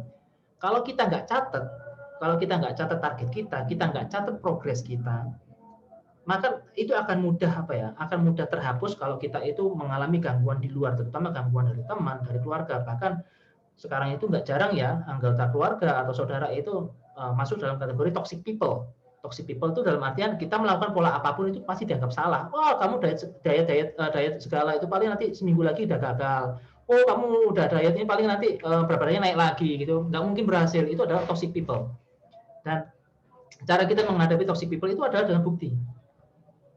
Ya, jangan kita bantah. Kalau kita bantah ya kita capek sendiri, kita keracunan nanti. Jadi keracunan orang toxic people. Cara membuktikannya adalah, cara melawannya adalah, mengcounternya adalah dengan pembuktian. Pembuktiannya seperti apa? Kita lakukan dengan progres. Progresnya seperti apa? Kita catat setiap progres kita. Dengan kita catat sehari itu tujuannya apa? Hari ini saya mau ngapain? Oh, hari ini saya mau workout. Hari ini saya mau masak ini. Hari ini saya mau keluar ini. Besok saya pengen turun berat badannya sekian. Apa yang harus saya lakukan? Saya misalkan besok gini. Bikin jurnal. Jurnal itu memudahkan kita untuk mengejar target ya. Makanya untuk salah satu syarat untuk teman-teman naik ke level 2 itu adalah bikin food journal dengan mencatat makanannya teman-teman konsumsi. Ya, dengan kita mencatat itu akan lebih mudah kita dalam mereview apa yang kita lakukan dalam seminggu terakhir. Jadi bukan hanya dibayang-bayang ya. Oh, ternyata minggu kemarin saya lagi keluar kota. Oh, saya makannya ini nih, makan ini gitu. Nah, misalkan targetnya kita bulan depan seperti apa? Targetnya pengen turun 5 kilo. Ya harus kita catat. Berarti untuk mencapai 5 kilo itu apa yang harus kita lakukan? Oh, misalkan besok saya harus gini. Saya harus gini. Itu teman-teman catat. Goalnya apa? Progresnya apa? Apa yang sudah dilakukan itu yang harus teman-teman catat. Dengan teman-teman catat, teman-teman akan mudah mereview. Nggak perlu orang pinter, nggak perlu orang ahli untuk mereview. Dengan teman-teman melihat jurnalnya teman-teman sendiri, teman-teman akan bisa mereview diri sendiri. Kenapa saya berat badan saya malah naik? Oh, ini beberapa hari yang lalu saya kondangan. Harusnya makannya cuma lauknya aja, tapi saya makan semuanya sama nasi gorengnya sama ini. Ya. Habis itu pulangnya saya kumpul-kumpul sama anak-anak makan ini. Wah, itu menjadi acuan kita dalam program ya. Lakukan apa yang teman-teman inginkan, terus kemudian catat apa yang teman-teman lakukan dalam sebuah jurnal. Daily akan lebih bagus, harian akan lebih bagus. Jadi di malam hari akan lebih enak ya. Kalau di malam hari saya ada namanya gratitude ya. Jadi jurnal gratitude. Jadi di malam hari itu saya juga menulis apa yang sudah saya capai hari ini, ya berterima kasih kepada Tuhan, kepada universe, kepada semesta, kepada keluarga. Saya mendapatkan ini segala macam. Saya catat. Terus kemudian apa sih yang saya inginkan besok? Saya catat juga. Dengan begitu saya lihat beberapa minggu yang lalu, beberapa minggu yang lalu itu target apa sih? Oh, ternyata sudah tercapai. Nah, itu berarti ada sebuah pencapaian yang sudah saya terima, yang sebelumnya sudah saya catat sebelumnya. Ada kepuasan tersendiri ketika kita itu sudah mencapai target yang sudah kita catat, yang sudah kita inginkan di sebelumnya, teman-teman ya. Jadi motivasi dari mana? Dari diri sendiri. Bagaimana cara mengaturnya? Catat dari apapun yang teman-teman inginkan. Dengan begitu teman-teman akan lebih tahu stepnya, langkahnya apa. Ya, kalau di awang-awang nggak kelihatan. Misalkan saya mau ke Jakarta jalan kaki, ya cuma kepikiran gitu aja. Tapi kalau teman-teman catat, saya mau ke Jakarta jalan kaki, saya lewat, misalkan saya di Malang ini ya, saya jalan kaki lewat Blitar. Oh, dari Blitar sekian jam, Kediri, habis itu Madiun segala macam. Perjalanannya bisa dicatat. Stepnya dicatat. Tapi kalau hanya di awang-awang nggak akan pernah bisa tercapai gitu ya. So, itu teman-teman penjelasan saya semuanya dari pola diet yang ada di level 1, reguler dan intermittent fasting, terus kemudian tentang motivasi dan goal tujuan. Kalau teman-teman ada yang ditanyakan atau didiskusikan lebih lanjut, silahkan bisa unmute mic-nya atau leave chat. Oh, ini ada yang chat ya. Ada yang chat. Ada yang chat ini apa ini, Mas? Kalau Kak Rijal ya. Minum susu whey, saya suka jerawatan berurusan. Berarti whey-nya nggak cocok, Kak. Ganti merek lain. Mereknya ganti merek yang lain ya. Saya memang beberapa merek whey itu bikin jerawatan. Merek ANS itu jerawatan saya. Saya pakai punyanya Optimum Nutrition ON. Itu enggak jerawatan. Itu mereknya aja sih yang bikin kita jerawatan. Atau kalau misalkan cewek, kalau cewek itu malah lebih enak, cuman biayanya agak lebih mahal. Kalau cewek itu kan cenderung membutuhkan estrogen ya. Kalau cewek itu lebih bagus konsumsi yang plant based. Plant based itu artinya yang nabati. Ini plant based itu jenis ya. Based whey.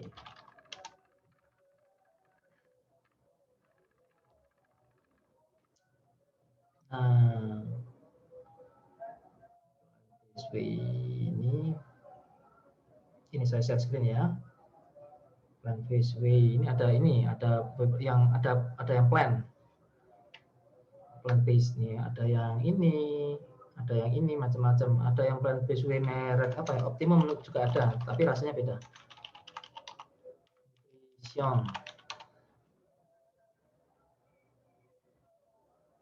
Nah, ini juga ada. Ini yang plant based, tapi kalau saya konsumsinya yang ini, yang biasa.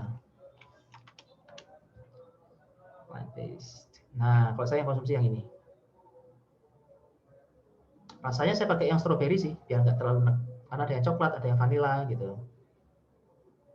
Terserah teman-teman mereknya yang mana. Kalau ini proteinnya lumayan tinggi, satu scoopnya itu 24 gram.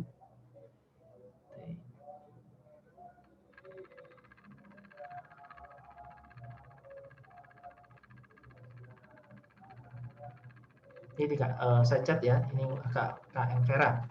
Saya pakai Optimum Nutrition dan Pro Hybrid. So far ini yang aman sih, maksudnya untuk wanita juga oke, nggak masalah. Sudah saya chat. Oke ya, itu teman-teman ya. Apa ditanyakan lagi? Ini termasuk cukup banyak loh ya. Ini videonya saya record, meeting malam ini saya record, nanti akan saya share juga di grup dan di channel. Jadi kalau misalkan ada yang kelewatan gitu ya, bisa di play ulang. Atau kalau ada yang ditanyakan juga bisa silakan langsung tanya ke saya. Jadi intinya teman-teman, untuk dietnya kita sebisa mungkin yang ada di reguler itu, yang ada di level 1 yaitu di reguler dan intermittent fasting, teman-teman lakukan setidaknya dalam waktu 2 bulan. Itu adalah untuk proses adaptasi.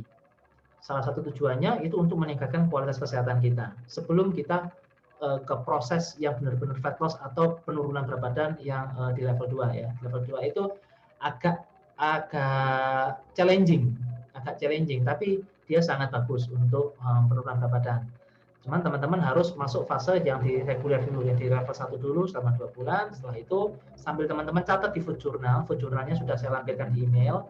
Setelah dicatat baru nanti disetorkan ke saya. Setelah mendekati mau selesai 2 bulan itu baru bisa nanti akan saya masukkan ke yang level 2. Oke, ada yang tanyakan teman-teman? Puasa lancar semua ya. Kak Sulis mungkin mau ada yang tanyakan Kak Sulis. Mau nanya itu Mas, yang misalnya kan sayur sama apa tuh namanya proteinnya itu boleh nambah nggak? Atau memang ada ukuran berapa potong sayurnya berapa? Berarti boleh sebanyak mungkin sampai kita kenyang gitu ya? Iya boleh. Ya. Boleh. Untuk whey protein yang apa tuh Pro Hybrid kemarin ya Mas, itu boleh nggak buat cemilan selain waktu yang ditentukan, misalnya kayak itu boleh ya Mas? Ketika kita lapar atau apa, pokoknya di sela-sela jam bebas gitu ya Mas? Ya boleh. Di jam-jam makan, intinya di jam-jam makan boleh. Kak Sulis nggak syuting ini Kak Sulis? Enggak. Ini kemarin baru balik. Ini baru udah dari Semarang lagi. Ini sekarang di Jogja? Iya. Sekarang baru balik dari Jogja, ini udah ke Semarang lagi. Oh, ke Semarang. Oh, syutingnya di Jogja? Iya, biasanya memang di sana. Oh, oke, siap. Semoga lancar untuk syutingnya. Oke. Amin. Ini Ya, udah jadi mending loh, apa ya, gimana? GERD-nya udah teratasi gitu, udah nggak apa ya, nggak kerasa-kerasa lagi. Padahal biasanya kalau puasa itu kan pasti ini ya, coach apa, perih gitu, terus mah gitu. Pada hari pertama biasanya sering gagal juga nggak puasa. Tapi pas puasa ini udah jalani meal plan itu sama workout sama apa itu namanya kemarin saya sepeda statis ya sama jalan itu udah bagus sih, kayak udah nggak tebel banget itu. Memang nggak saya ukur, nanti sekitar 2 minggu mungkin saya timbang lagi sih, soalnya takutnya kalau misalkan memang nggak ada penurunan apa nanti saya down gitu. Ya, Udah biarin betul. nanti setelah 2 minggu atau apa gitu. Tapi saya ngerasa agak entengan sih yang celana-celana nggak muat, kok tiba-tiba belum 2 minggu kok sudah muat gitu. Oh berarti bagus nih, yang penting sehat dulu aja sih kalau saya. Ya GERD-nya, terus apa itu, kayak kemarin habis vaksin kan, biasanya kan kayak jantungnya kerasa nggak enak gitu kan. Ini tuh kemarin cuman sebentar aja pusing terus udah ini. Mungkin karena memang apa metabolisme udah lumayan bagus ya, coach. Ya, betul, betul, betul. Ya. Adaptasinya Ya lebih itu mudah aja gitu sih, ya, coach. Mas Yus Kemarin ya. mau menyampaikan. Adaptasinya Iya, nggak ya. susah kan Terus ya? saya kemarin nggak, ini insya Allah sih kalau lancar pengennya ke level 2. Ini juga apa ya, apa namanya, olahraganya juga nggak terlalu berat sih, macam kalau mau puasa itu ternyata nggak terlalu berat. Karena masih belum yang macam-macam ya, coach, masih reguler itu masih awal gitu. Ya, Ya. betul, betul, betul. Yang penting dijalani W-nya dulu. juga nggak bikin jerawatan kemarin. Oh ya, Gimana? gitu ya. Iya, yang itu kayaknya cocok, saya nggak ini nggak apa ya, nggak ada masalah gitu kemarin, bagus. Dan langsung kenyang itu, coach, sampai itu sampai mau apa buka pun masih kerasa nggak perih-perih, kenyang lah.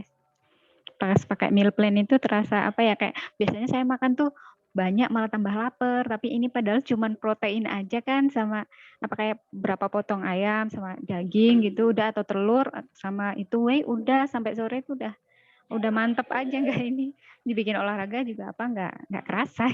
Iya, betul, betul. Alhamdulillah sehat gitu. Alhamdulillah. Kalau timbangnya nanti Ya, usahakan dalam kondisi waktu yang sama ya, Kak. ya, Jadi kalau timbangnya itu artinya begini, iya. sebelumnya itu misalkan waktu timbang pertama kondisi bangun tidur ketika perut kosong, nanti nextnya timbangnya juga 2 minggu lagi dengan kondisi yang sama. Jadi bukan sekarang nimbangnya bukan Baik, 2 minggu coach. yang lalu ketika perut kosong terus sekarang saya nimbangnya habis makan gitu, otomatis nanti kan bukan apa ya, nggak relevan itu nimbangnya. Iya, Jadi iya, harus iya kondisi betul, yang sama. coach. Ya, terima kasih, coach. Ya, sama-sama Kak Sulis.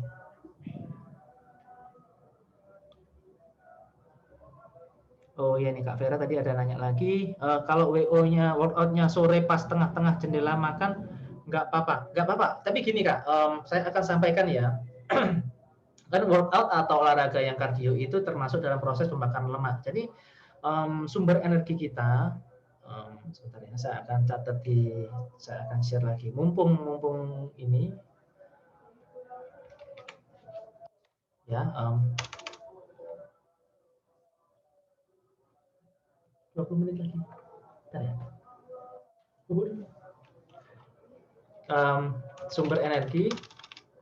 Sumber energi untuk jenis latihan yang kardio atau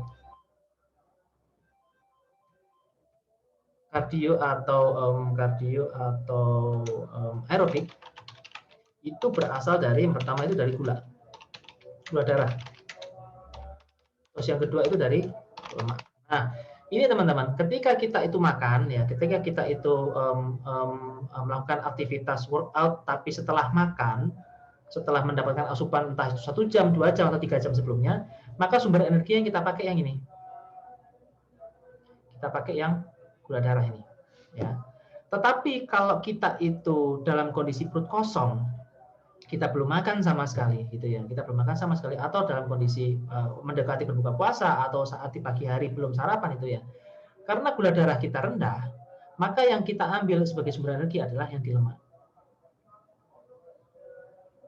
Nah, itu perbedaannya teman-teman, antara kita melakukan dengan kondisi perut kenyang itu yang atas, kondisi perut lapar itu yang bawah. Jadi kalau kita olahraga tapi dalam kondisi itu perut kenyang, lemaknya kesentuh nggak akan. Karena yang kita bakar itu adalah gula darah kita, atau energinya ada dari apa yang kita konsumsi gitu. Jadi kita melakukan workout, kita melakukan aerobik, kita melakukan jalan kaki, bersepeda segala macam. Kalau kita dalam kondisi perut kenyang, kita kenyang habis makan, di sela-sela makan itu ya, maka yang diambil energinya adalah dari gula darah. Apakah lemaknya nanti berkurang? Enggak, sayangnya enggak. Tetapi kalau kita itu melakukan aktivitas olahraganya itu dalam kondisi perut kosong, karena gula darah kita rendah, maka yang diambil adalah lemak. Itu ya, tergantung teman-teman tujuannya. Kalau teman-teman tujuannya untuk workout, karena saya nggak ada waktu, supaya fit dulu aja deh, masih belum ke fat loss dulu, supaya fit, badan supaya seger, boleh dilakukan setelah makan, jadi sela-sela makan itu ya, silakan. Tapi kalau nanti ada teman-teman ada kesempatan, misalkan di weekend di hari Minggu atau di hari Sabtu, teman-teman ada kesempatan bisa fokus untuk olahraga, usahakan dilakukan dalam kondisi perut kosong. Itu akan membantu teman-teman dalam fat loss atau menakar lemaknya. Ya, jadi itu yang membedakan. Sumber energinya berbeda. Ketika teman-teman dalam kondisi perut kenyang dan ketika teman-teman dalam kondisi perut kosong, otomatis impact-nya ke tubuh kita itu juga berbeda karena sumber energi yang digunakan juga berbeda.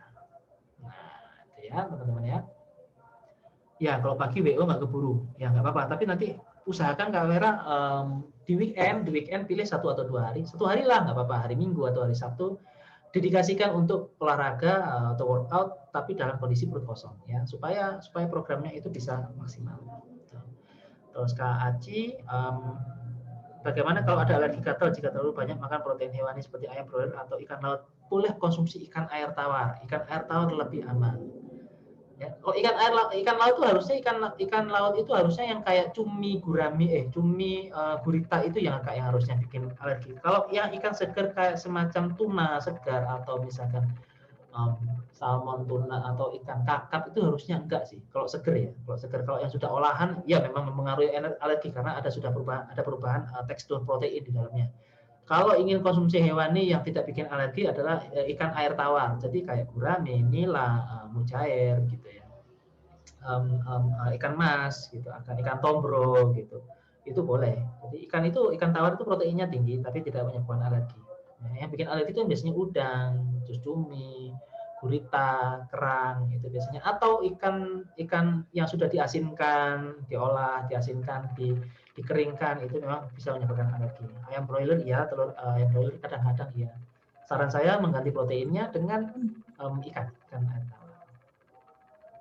Lele gimana Mas Didi? Boleh, tapi lele jangan kalau sering lele lah. Enak mujair gurame aja. Mujair itu enak kan, harganya nggak begitu mahal lah kalau mujair itu ya. Kalau lele masih boleh, patin boleh, nila boleh. Tapi kalau ayam itu untuk protein ya Mas ya? Ya, ayam dada ayam itu proteinnya tinggi, nggak ada karbonnya, nggak ada lemaknya. Rada-rada geli juga makannya Mas kalau ayam broiler tuh, kenapa gitu, ayam potong. Tapi kalau ayam kampung nggak dapat, biar beli 2-3 biji, dagingnya kan keras gitu ya. Ya, karena Kak Rica kebiasaan lihat kandangnya sih, mungkin kandangnya ayam broiler ya. Udah mau makan gitu ya, udah kepikiran gitu ya. Bukan Mas, kayak agak-agak geli makannya itu Mas. Jangan dibayangin proses masaknya. Suntikannya itu Mas, ya. disuntik gitu, pengaruh nggak gitu loh? Kalau ke tubuh kita nggak begitu ngaruh sih Kak, karena itu kan memang suntikan khusus untuk si ayamnya itu untuk pertumbuhan aja sih sebenarnya, untuk mempercepat pertumbuhannya. Untuk ke manusia nggak begitu pengaruh kok, nggak ada pengaruh secara langsung, nggak ada. Cuman ada beberapa orang yang alergi itu ya saya ya, tapi kalau untuk nutrisi ke tubuh apakah ada side effect-nya dari apa yang disuntikan dari ayam itu nggak begitu pengaruh kok. Malah yang kurang yang berpengaruh besar itu mie instan. Itu mie instan nggak langsung ke tubuh kita, itu banyak sekali impact-nya. Kak Dita ya, malam kalau saya melakukan workout besok ya goes, masih goes nih Kak Dita ya. Besoknya WO lagi dan seterusnya selang-seling gitu boleh nggak? Tapi kalau besoknya mau goes saya WO-nya. Boleh selang-seling, iya. Kalau habis goes jangan lower body, yang jarem, pegel bagian bawahnya ya, karena goes itu kan bawahnya paha, terus kemudian hamstring, terus kemudian betisnya. Kalau besoknya langsung lower body ya nggak kuat Kak, saya juga nggak kuat. Diselang-seling ya. Upper body boleh gitu ya, atau mau yang lainnya boleh gitu ya. Sudah Kak, sudah tutup prakteknya Kak Dita? Sudah. Suaranya nggak masuk Kak Dita. Lagi rame Kak? Nggak masuk suaranya. Kak Tika, kalau makan bebek masih boleh? Boleh, masih silakan. Boleh. Boleh artinya jangan tiap hari ya. Boleh, nggak apa-apa. Bebek masih boleh dikonsumsi. Mas Didit. Yes, Kak Rica. Mau nanya, itu kenapa kalau kita nggak fitness itu ya Mas ya, atau nggak aerobik gitu, terus rasanya badan ini kayaknya melar gitu ya Mas, walaupun dengan pola makan biasa gitu, pola makan bagus yang sehat gitu. Sebenarnya gini ya. Ototnya. Oh ya, paham. Sebenarnya nggak masalah sih, karena kan fitness itu kan, iya, fitness itu kan pengencangan otot gitu ya. Fitness itu kan pengencangan otot, pembentukan tubuh, itu boleh dilakukan. Apakah itu bikin ketergantungan? Ketergantungan yang baik, sama seperti kita mandi. Mandi kita kan sehari 2 kali. Coba dalam waktu sehari kita nggak mandi sama sekali, gimana sih rasanya gitu. Ya nggak masalah, karena fitness, nge-gym, workout, atau bersepeda, atau olahraga apapun itu beberapa memang bisa menimbulkan efek ketergantungan. Artinya ketergantungan dalam hal yang baik. Kenapa ketergantungan itu baik? Ya karena selama kita melakukannya kan tubuh kita sehat, lebih kita fit. Ya nggak masalah, kita lakuin aja. Misalkan Kak Rica sudah terbiasa nge-gym seminggu 3 kali, 4 kali, 2 kali. Mau dijadiin kebiasaan, silahkan, nggak apa-apa. Kita ketergantungan badan pegel-pegel kalau nggak latihan, ya nggak apa-apa, dilakuin aja. Toh itu kan memberikan efek yang bagus gitu. Ketergantungan dalam sisi hal yang baik itu boleh, nggak masalah. Seperti kita ketergantungan dalam hal mandi. Saya mandi sehari 2 kali, besoknya saya nggak mandi sama sekali. Waduh, badan saya nggak enak, gatal semua. Ya, saya ketergantungan mandi. Tapi dalam hal ketergantungan mandi, apakah boleh? Ya boleh. Karena apa? Karena tubuh saya jadi bersih gitu kan.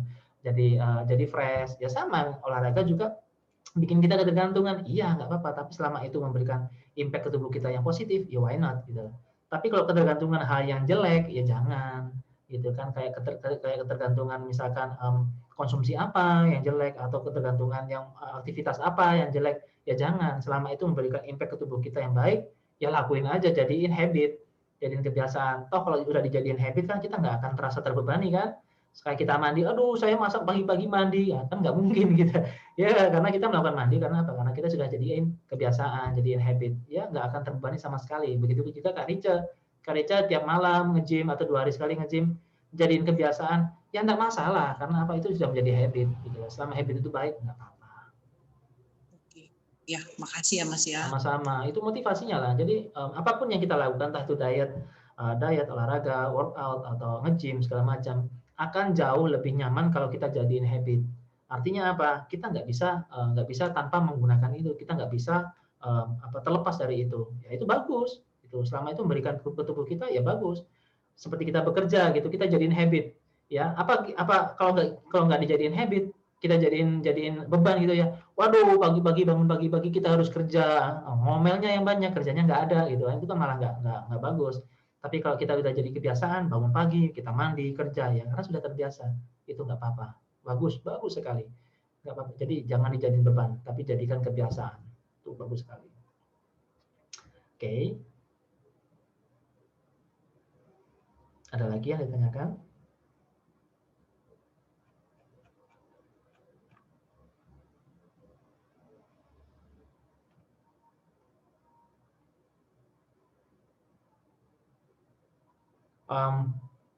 Kalau tidak ada, akan saya akhiri teman-teman. Jadi meeting hari ini saya record, saya rekam, nanti akan saya upload di channel. Nanti kalau teman-teman ada yang ketinggalan, bisa langsung play videonya di channel ya. Oke, teman-teman, terima kasih sekali untuk malam ini. Sudah 1,5 jam kita tatap muka di Zoom meeting ini, meskipun ada beberapa yang nggak kelihatan mukanya ya. Terima kasih sekali. Apa nih Kak Aci? Kenapa Mas pengaruh hormon atau pola makan ini? Kalau menstruasinya cepat, kalau cepat nggak masalah sih Kak. Kalau terlambat itu yang kurang bagus ya. Jadi menstruasinya maju gitu ya Kak Aci ya. Nggak apa-apa sih. Kalau cepat itu kan malah bagus ya. Kalau yang mundur, yang sampai berlebih dari 1 bulan, 1,5 bulan atau 2 bulan yang sampai mundur-mundur itu yang kurang bagus ya. Kalau menstruasinya maju, nggak apa-apa. Ya banyak hal yang bisa menyebabkan ya, tapi kalau maju itu ya nggak apa-apa. Artinya siklusnya bagus, nggak masalah Kak. So, baik teman-teman ya, itu semua yang saya sampaikan. Teman-teman yang masih melanjutkan ibadah puasa, saya ucapkan selamat menjalankan ibadah puasa. Minggu depan kita udah lebaran ya, minggu depan ya. Minggu depan kita udah lebaran. Nah, semoga nanti teman-teman waktu lebaran tidak kebablasan. Jadi 2 hari lebaran pertama, lebaran kedua silakan menikmati sajian yang ada, opor segala macam silakan dinikmati, jangan sampai kebablasan ya.